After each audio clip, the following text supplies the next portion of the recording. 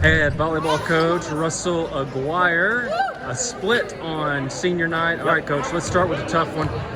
Hebron Christian, that's a good team. Fought them 2-1, and that was just a good match. Yeah, honestly, like I told the girls, it was a great match. And I told them, I said, you honestly have nothing to hold your heads down about. I'm like, that's a good team. Obviously, I know that program really well from coming from there, and spend the last couple of years there. And I told them, I said, they're a good team. They're going to be well coached. Both teams are well coached. Both the coaches just do a great job with their programs and their girls.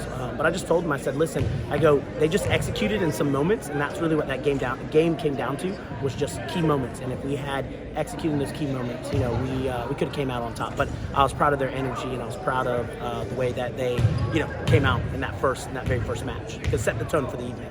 Big second set win over Fellowship. We're down big in that first set. You came back. Yeah, honestly, that was the best thing about them.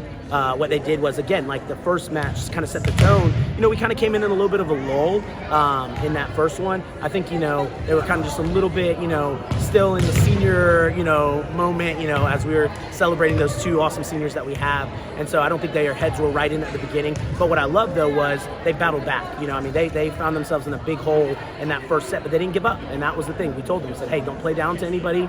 Let's play our game. And they just kept chipping away slowly. And once we tied it up, I told them, I was like, guys, it's a game to 5 now, so let's go.